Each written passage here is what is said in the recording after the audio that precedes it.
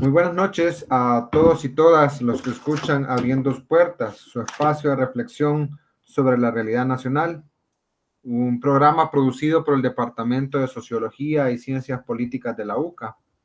Mi nombre es Luis Aguilar y esta noche tenemos como invitado a un amigo de la casa, que, bueno, internacionalista, politólogo, sociólogo, en todos esos ámbitos él pues no le gusta que, por la modestia que tiene, que se le mencione, pero un conocimiento vasto en cuanto a las ciencias sociales y el pensamiento social. Pues bienvenido esta noche al compañero, camarada Danilo Miranda. Muy buenas noches, Danilo.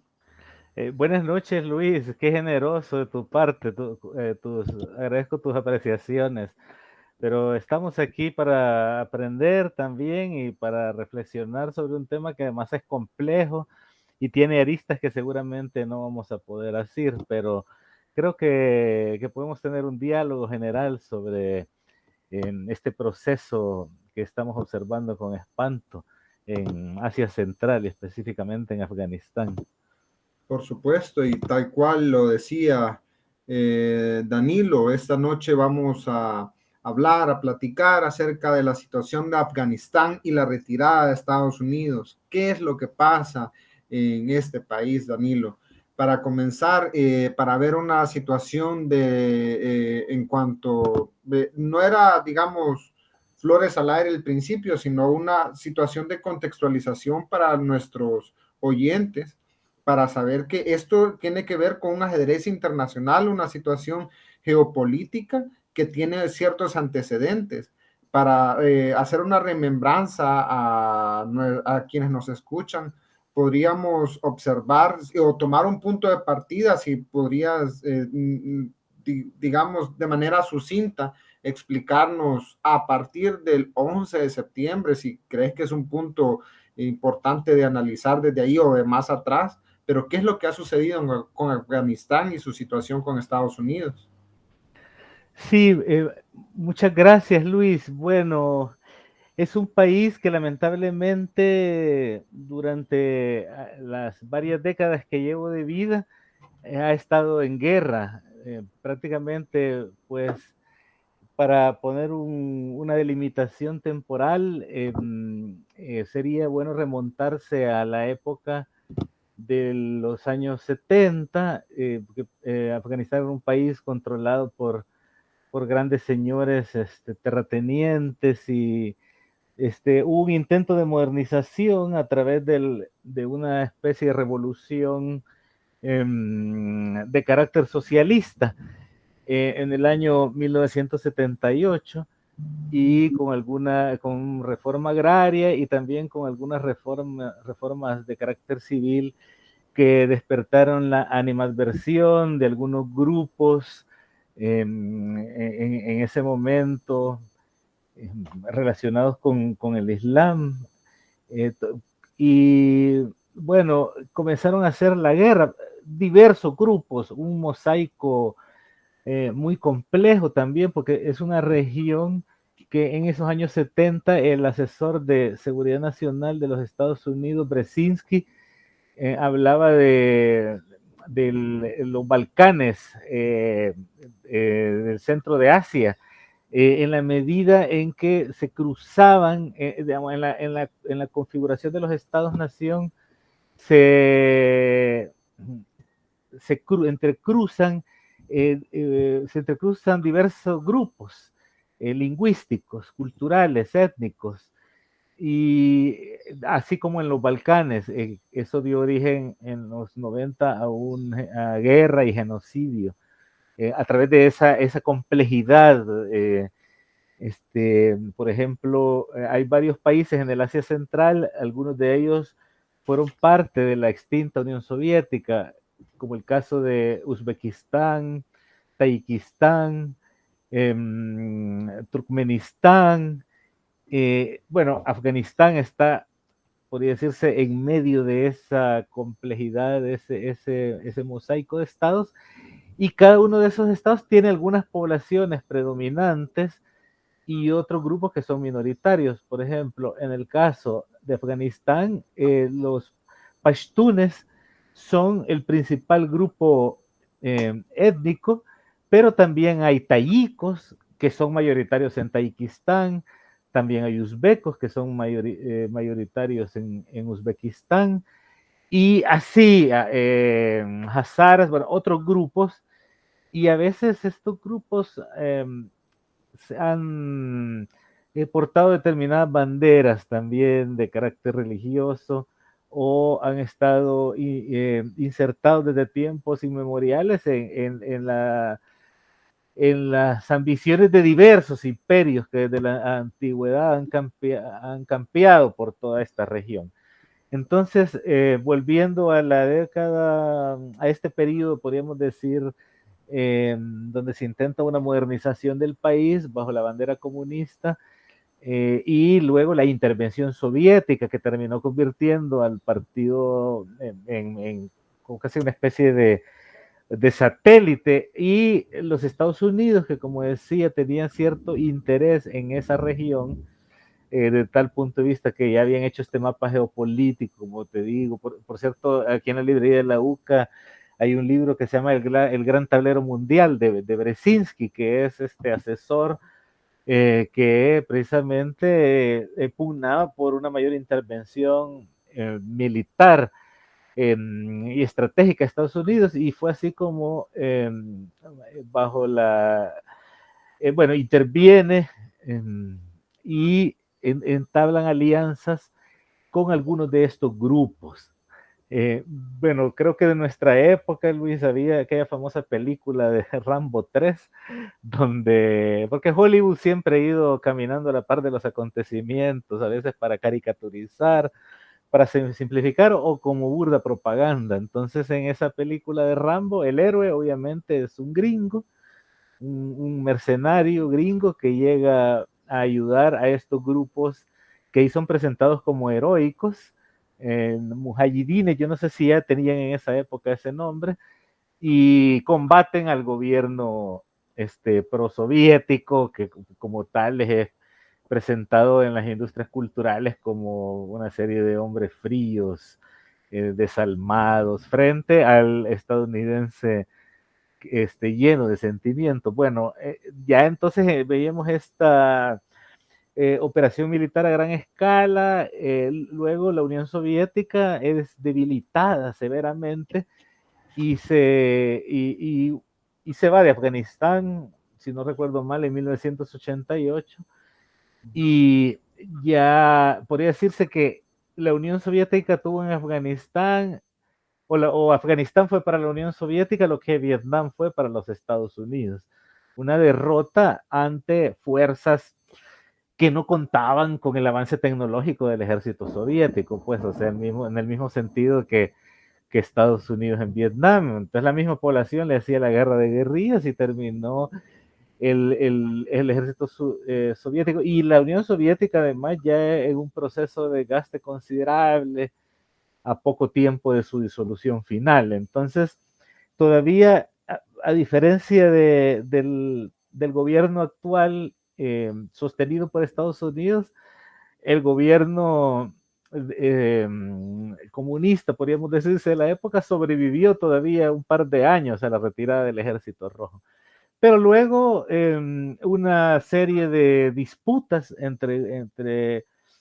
bueno, luchas intestinas por el poder terminaron con la llegada digamos, avanzando rápidamente en el tiempo, con la llegada de los talibanes en 1996, y que son también vienen sobre todo de este grupo Pashtun en primer lugar. Entonces estuvieron gobernando algún tiempo ahí, y luego para saltar, bueno, entonces en la llegada de este grupo se caracteriza primero por un régimen teocrático de grupos militantes que imponen la ley islámica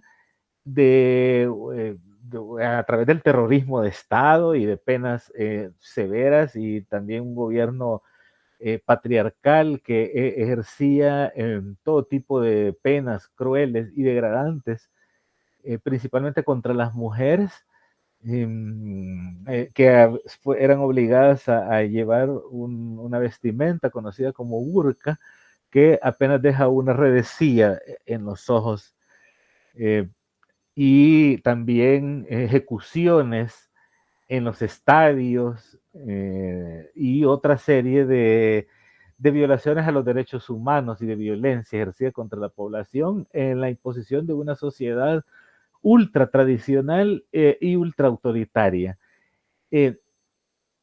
Luego llegamos al año, bueno, llegamos al año 2001 y fueron los atentados, los ataques contra las Torres Gemelas y el Pentágono en Estados Unidos, el 11 de septiembre del 2001, y rápidamente concluye el gobierno de George Bush, hijo, en que quien había perpetrado estos atentados era un terrorista de nombre Osama Bin Laden, que ya había estado involucrado en atentados anteriores, en bombas contra la Embajada de Estados Unidos en Kenia, me parece, en algún otro país en los años 90, pero que había sido además respaldado por la CIA en las viejas guerras en Afganistán, es decir, de alguna manera, así como otros personajes que han estado aliados a Estados Unidos, a la CIA, han terminado siendo asesinados por los mismos Estados Unidos cuando ya no les son útiles. Es decir, con esta lógica de la política exterior de que no tienen amigos permanentes, sino intereses permanentes.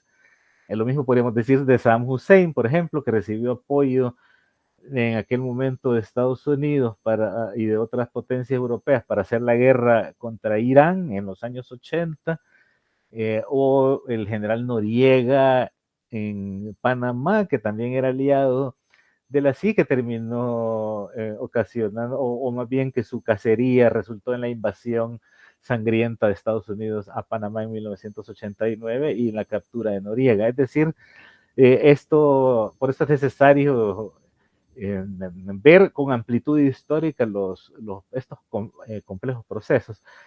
Entonces, este Osama Bin Laden, que había sido un aliado, además del gobierno saudita, que es muy cercano a Estados Unidos, la dinastía Wahhabí que gobierna Arabia Saudita, la dinastía gobernante. Arabia Saudita es una monarquía absoluta, con una especie también de secta, no sé cómo pues, llamarle, de mi ignorancia, Wahhabi del Islam, podría decirse una parcela del Islam, pero que habían apoyado a grupos extremistas del estilo de los que dirigía Osama Bin Laden. Entonces, Estados Unidos decide invadir Afganistán e iniciar algo que fue conocido como la guerra contra el terror o la guerra contra el terrorismo, que marca una transformación en el sistema internacional de posguerra fría.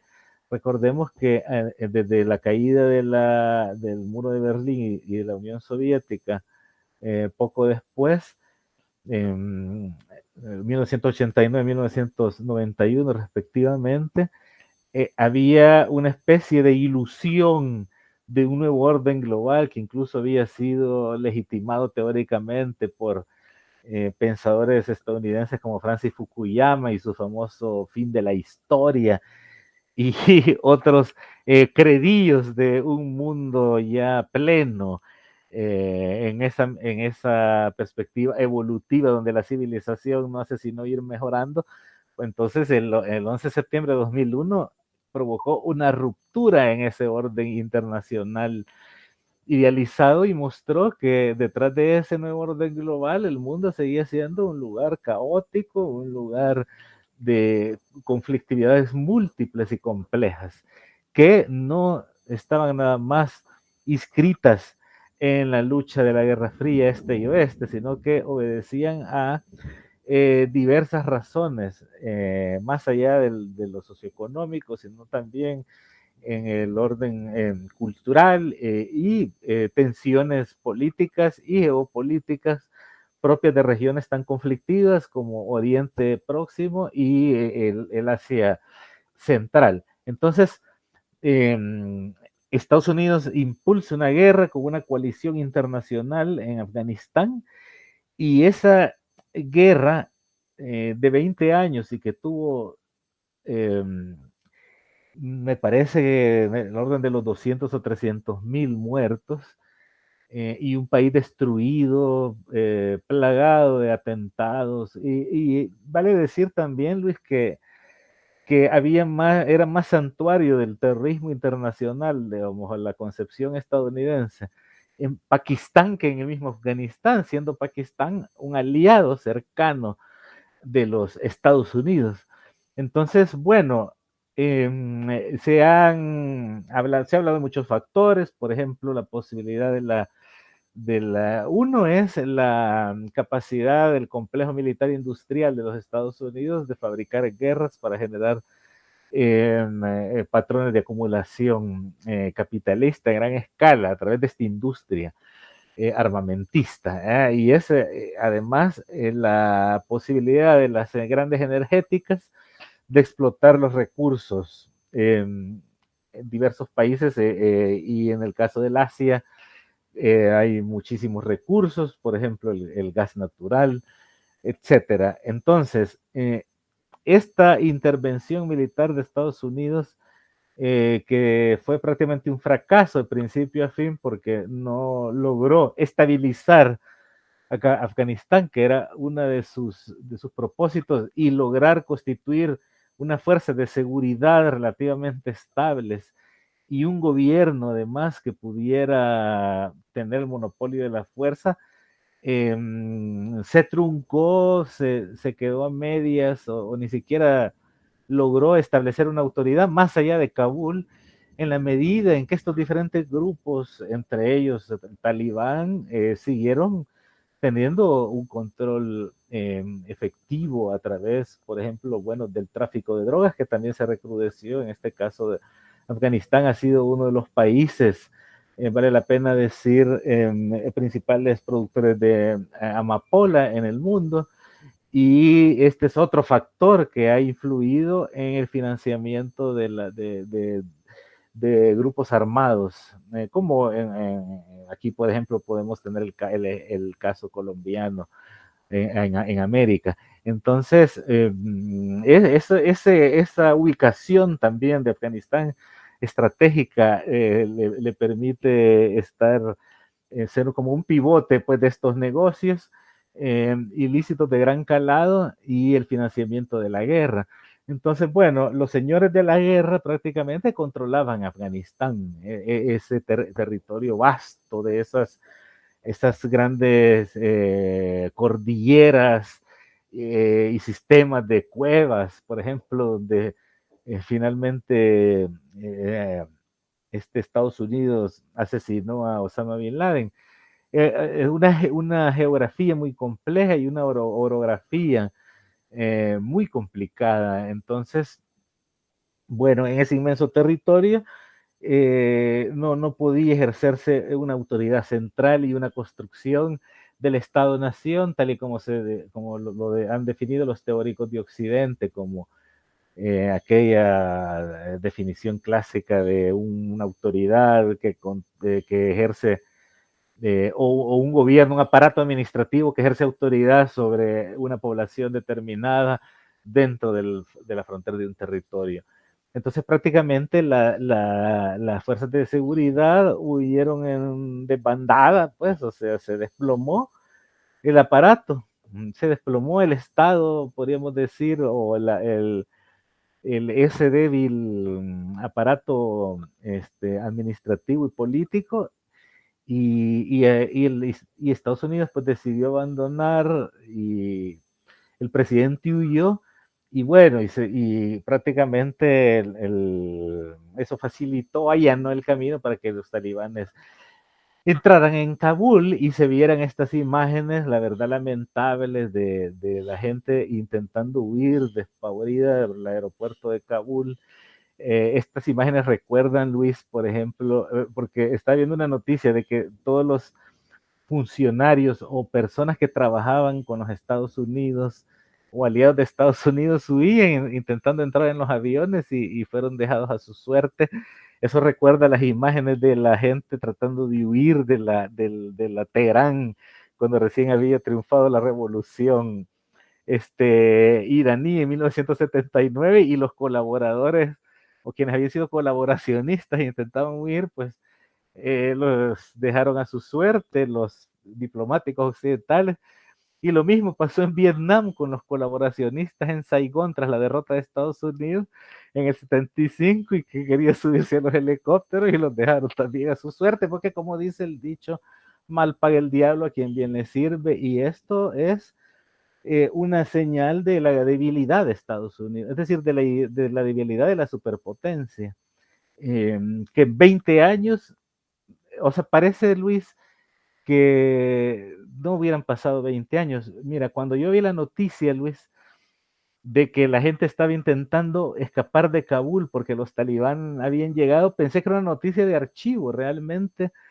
quedé estupefacto pensando que se trataba de 1996, pero lamentablemente la realidad es más cruda actualmente, quizás que en muchos momentos anteriores en el tiempo, o por lo menos se presenta con un panorama más crudo. Y bueno, tenemos ya que ha habido denuncias de defensoras de derechos humanos que han dicho que han andado buscando las casas por casa y que han intentado esconderse, bueno, las personas que no pudieron huir, pero sobre todo las mujeres, por esto que habíamos hablado, que se trata de un régimen patriarcal que oprime de una manera especial a las mujeres, y que además pues gobernaría bajo una especie de charia o ley islámica, eh, y bueno, se espera pues eso, obviamente los voceros del talibán han dicho que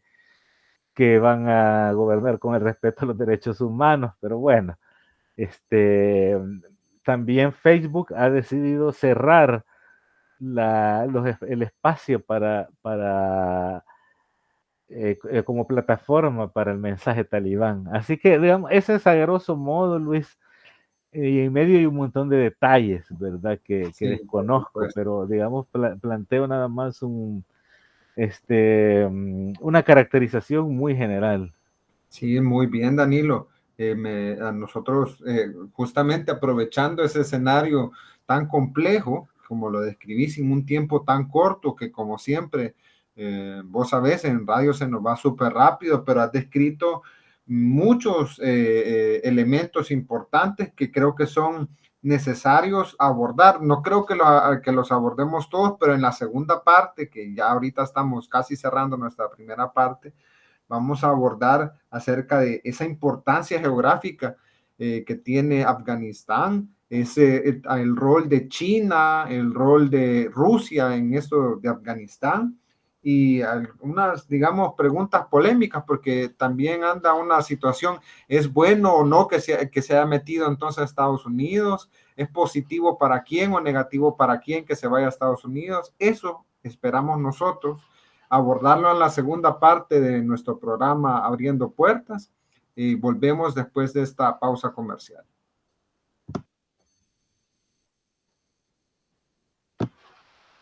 Buenas noches, estamos de regreso en Abriendo Puertas, su espacio de reflexión sobre la realidad nacional, pero en este momento analizando un poco de la realidad internacional. Estamos hablando con Danilo Miranda, hablando de la situación de Afganistán. Antes de cederle la palabra a Danilo, hay una pequeña, bueno, hay una sección que la hacemos en el intermedio que se llama Así lo dijo. En esta oportunidad no vamos a retomar una cita textual, sino una imagen que la vamos a describir de una manera sucinta.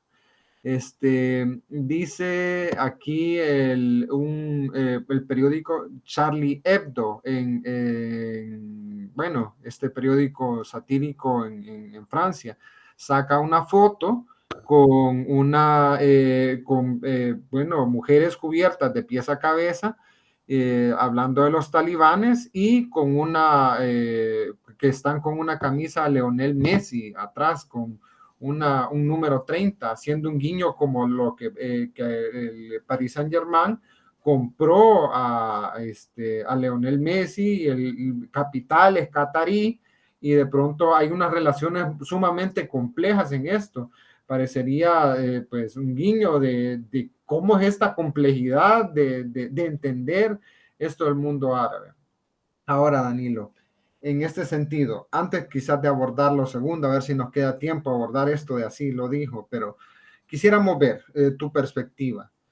Como te decía al final del primer bloque, una pregunta compleja. ¿Es positivo que Estados Unidos haya llegado a Afganistán, sí o no? ¿Es positivo para quién que Estados Unidos se vaya a Afganistán, sí o no? Otra vez, pregunta compleja, pero creo yo que es de importante analizar para que se sepa de opinión pública.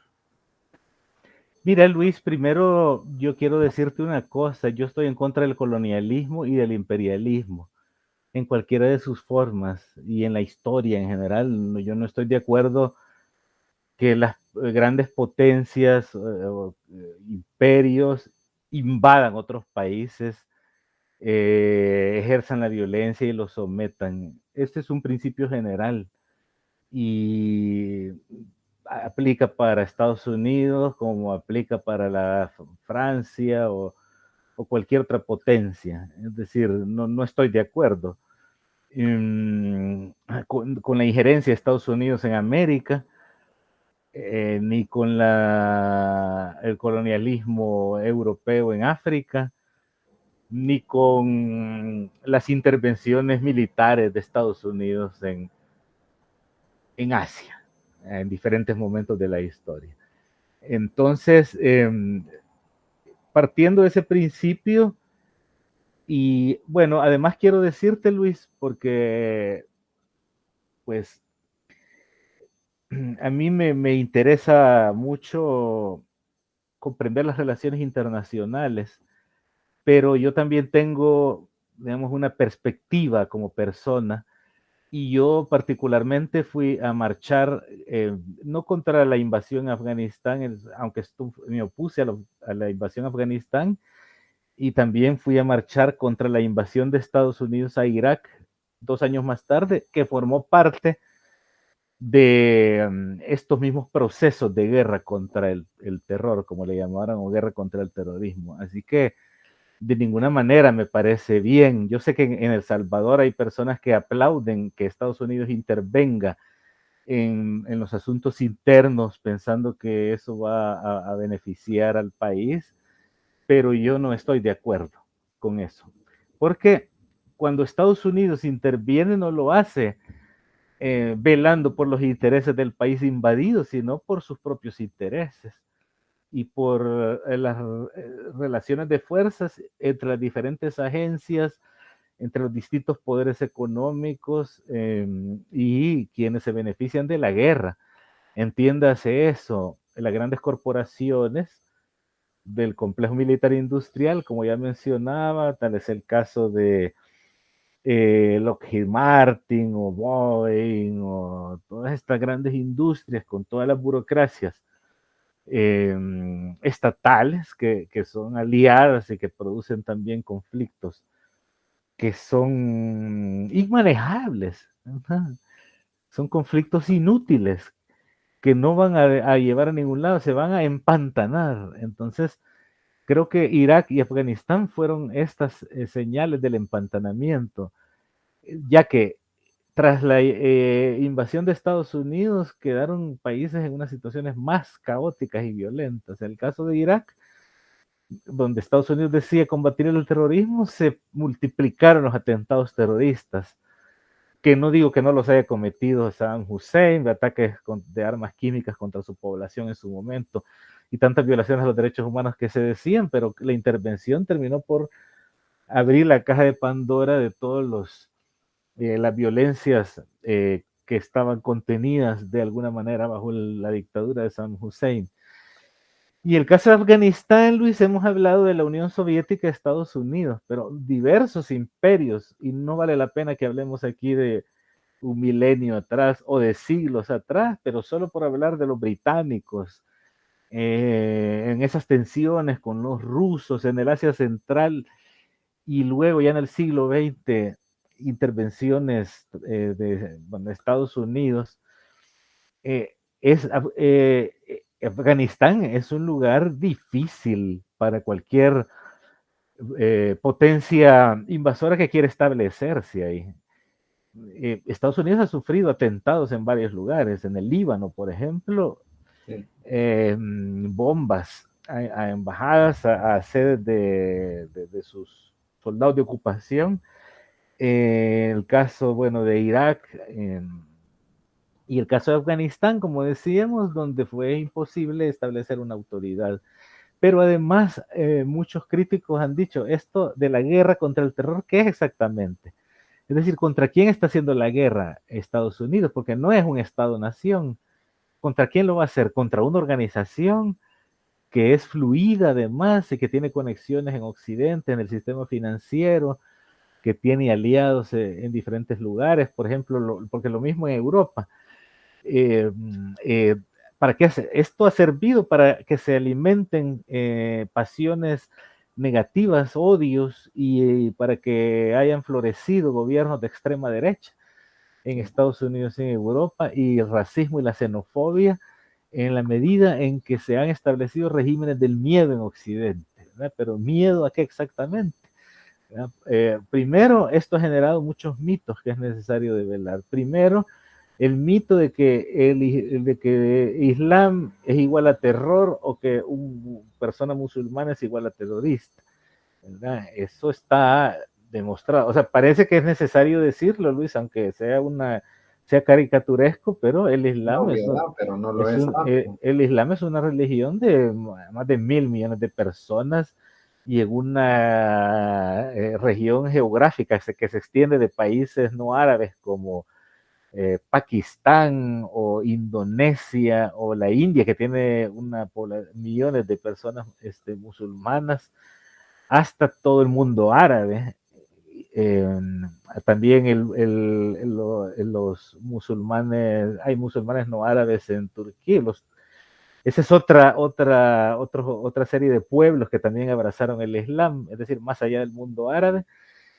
En Estados Unidos me parece que hay cerca de 7 millones. A ver, mis estadísticas no andan tan actualizadas, Luis, pero más o menos había escuchado que andaba por el orden de los 7 millones de musulmanes en Estados Unidos y han profesado la paz. Bueno, en primer lugar, no toda como lo han dicho teólogas, por ejemplo, musulmanes, más allá de que las grandes religiones monoteístas son patriarcales en general y por definición son patriarcales, pero la interpretación ultrapatriarcal del Islam, como el caso de los chiitas en Irán o el talibán, digamos, no están tan apegados pues ni a la tradición, pero yo no soy un especialista para nada ni conozco.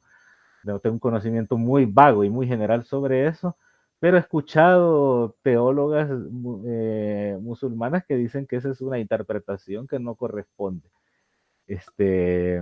a los textos sagrados. Por otro lado, solo una cuestión, Danilo, porque sí. Bueno, y vos sos teólogo, así que creo que podrías decirlo con mayor propiedad. Sí, pero hay algo que quisiera que, digamos, no dejarlo fuera por la complejidad del asunto y la importancia de compartirlo a la población.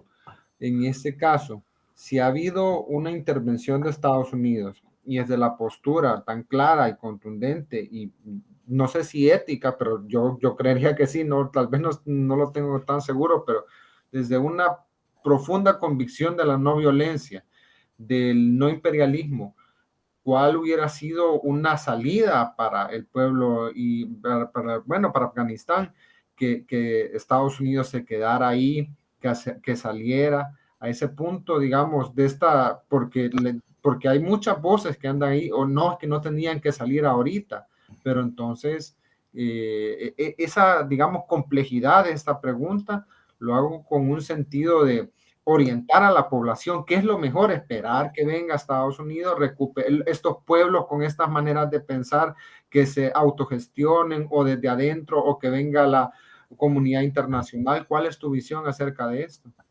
Bueno, mira, yo creo, a ver, como te digo, no voy a adoptar una postura neutral aquí. Yo tengo mi propio cuerpo de pensamiento y de ideas que me he ido formando a lo largo de mi vida.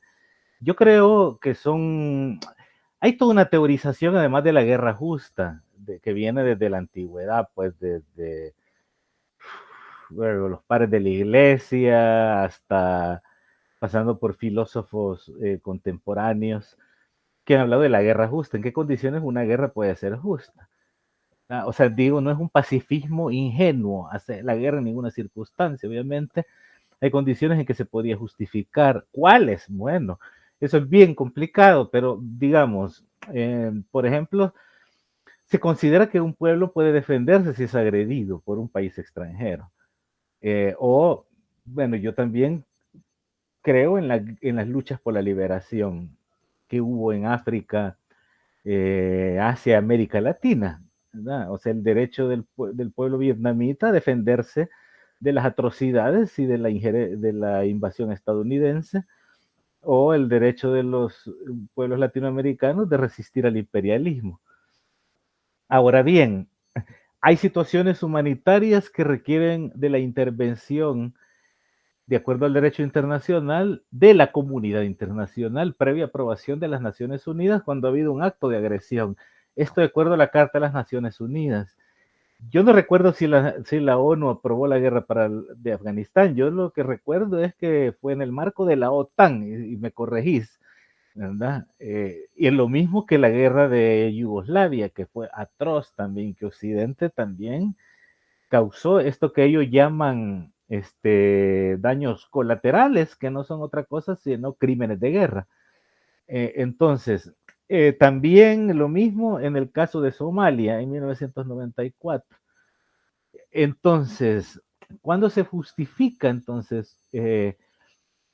Incluso uno podría decir, bueno, pero la ONU al final está controlada por los 5 países, los mayores exportadores de armas y las máximas potencias nucleares que hay en el mundo, que son Estados Unidos, Rusia, Francia, el Reino Unido y China.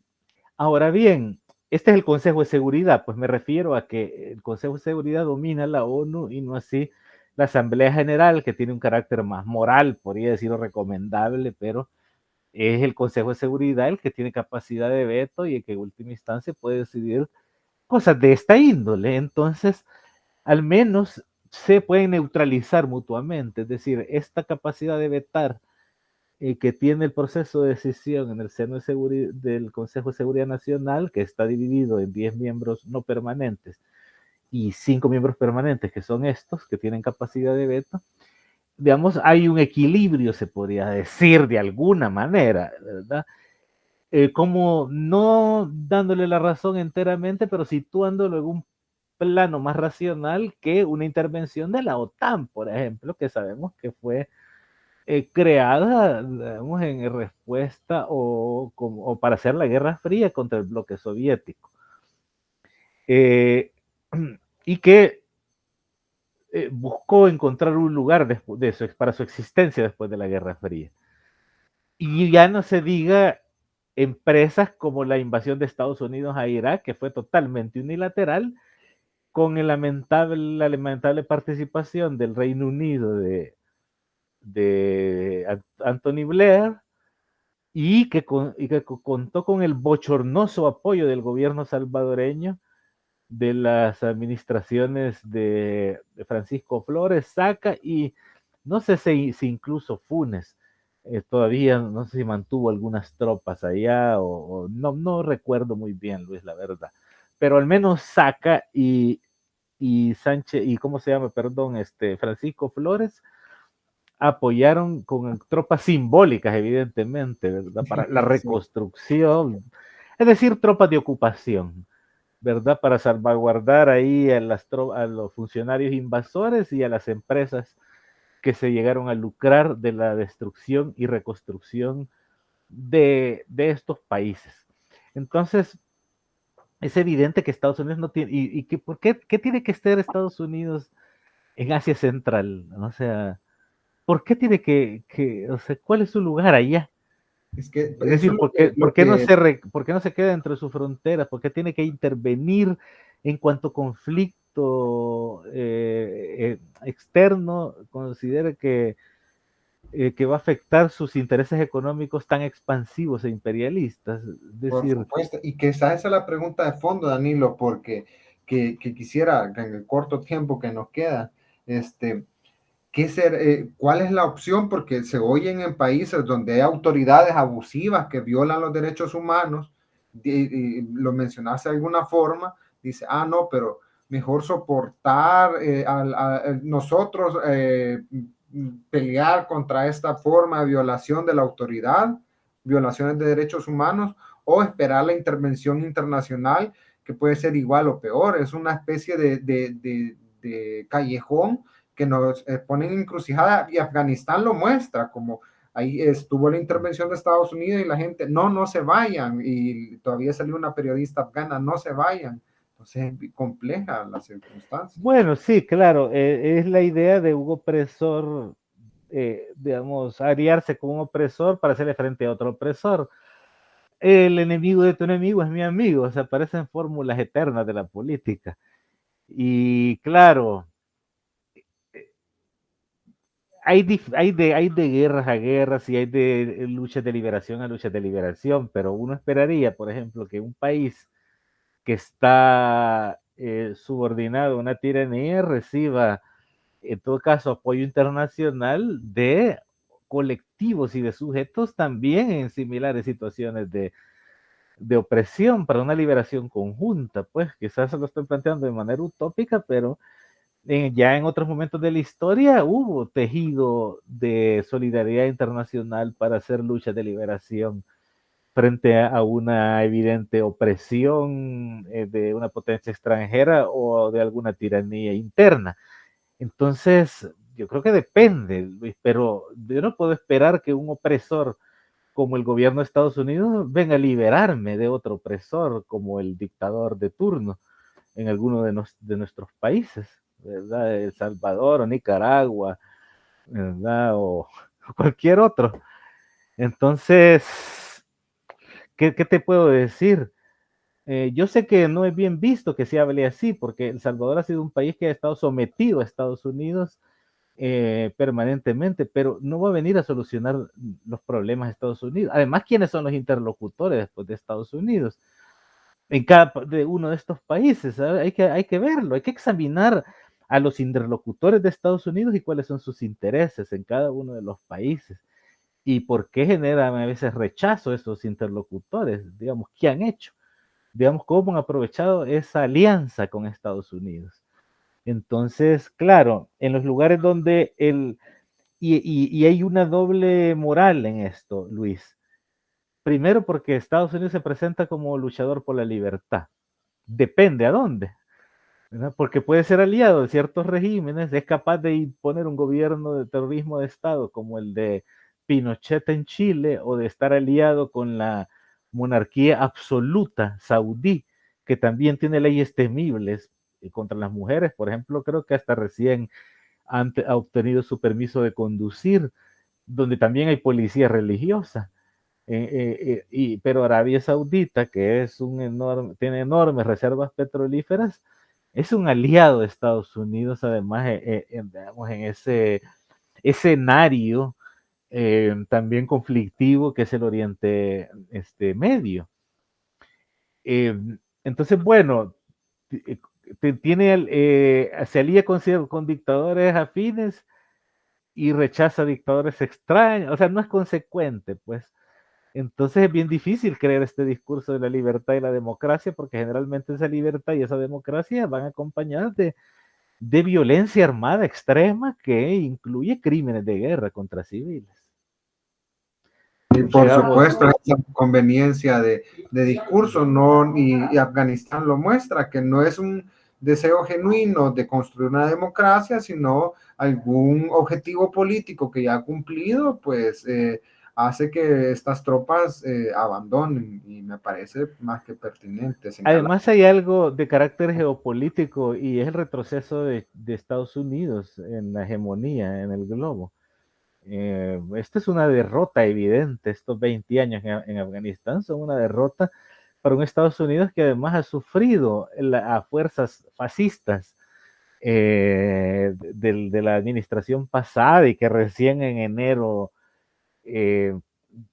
estas fuerzas entraron violentamente al Pentágono y ocasionaron varias muertes. Es decir, es un país que está reculando no solo ante desafíos externos ante los cuales no puede hacer frente por su evidente debilidad. Es decir, tener la mayor armamento del mundo no necesariamente es sinónimo de fuerza. Y yo diría incluso que de alguna especie de debilidad, en la medida que ya no podés, a través del liderazgo moral o de la cooperación económica, o de, digamos, una guía política, convencer a las demás naciones a que te sigan, sino que ya nada más te quedas en el más burdo uso de la fuerza bruta. Entonces, digamos, está retrocediendo en ese sentido frente al avance, al auge de potencias como China, por ejemplo, que se ven beneficiadas ciertamente de que haya quedado ese vacío de poder ahí. O sea, no estoy diciendo tampoco que China va a invadir. No creo que le convenga hacerlo, porque es una aventura a todas luces, como han dicho especialistas en seguridad en Estados Unidos. Claramente es una lucha perdida, pues. O sea, los costos de esa aventura militar han sido mucho mayores que cualquier ganancia que haya podido sacar, según lo han expresado. Entonces, es una muestra de que algo está cambiando también en el planeta. Es decir, el poder ya no es el mismo de hace 40 años. Creo que ha cambiado mucho, se han modificado las relaciones de poder global, y esto tiene como termómetro no solo la cuestión militar, sino también la cuestión socioeconómica, el poder simbólico de la cultura, ¿verdad? O eso que se conoce como hegemonía, que es esa combinación de coerción y consenso, y también la capacidad de hacer liderazgo en los foros políticos internacionales. Y creo que Estados Unidos también perdió mucho en ese sentido con Donald Trump, incapaz de tener y generar buenas relaciones multilaterales, o de asumir un liderazgo que Estados Unidos exige para sí, y que Occidente siempre ha tenido como ese gran policía del mundo. Evidentemente, yo te digo, estoy tratando de replicar esos discursos, pero como yo te dije anteriormente, estoy en contra de estas formas de colonialismo o neocolonialismo, pues, de intervención. Porque mira, nada bueno dejan a veces ni siquiera décadas o siglos de intervencionismo en diversos países. O sea, la potencia occidental llega, interviene, y dime si mejoraron las cosas en 10 años.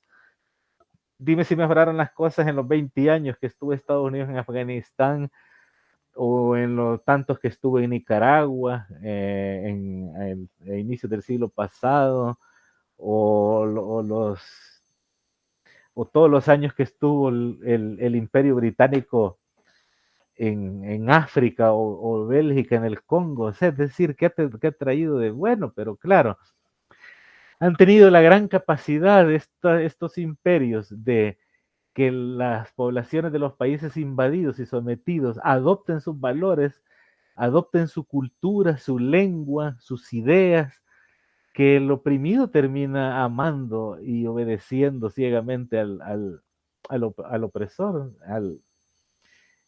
a quien lo tiraniza, ¿verdad? Es como parte de esta operación ideológica propia de estas potencias, pues, que no buscan solo ejercer la dominación militar o política o económica, sino también la sujeción cultural e ideológica. Sí. Sin duda importante el ejemplo de Afganistán para quienes pues esperan una luz desde afuera y de una potencia de que busca sus propios intereses. Agradecido, Danilo, por hacernos un tiempo. Sabemos que estás ocupado y que estás en procesos complejos, pero creo que es importante para la población analizar no solo la parte internacional, sino cosas que nos pueden iluminar hacia nosotros. Como decía Yacuría, la realidad nacional es importante, pero ahora nos exige también en la actualidad una realidad internacional, y agradecidos como siempre porque has tomado a bien darnos esa entrevista. Con muchísimo gusto, Luis, y saludos a quienes nos han escuchado esta noche. Muchas gracias. Muchas gracias a todos y todas los que nos han escuchado. A nombre del Departamento de Sociología y Ciencias Políticas, mi nombre es Luis Aguilar y nos escucharemos en una próxima oportunidad en Abriendo Puertas. Muy buenas noches.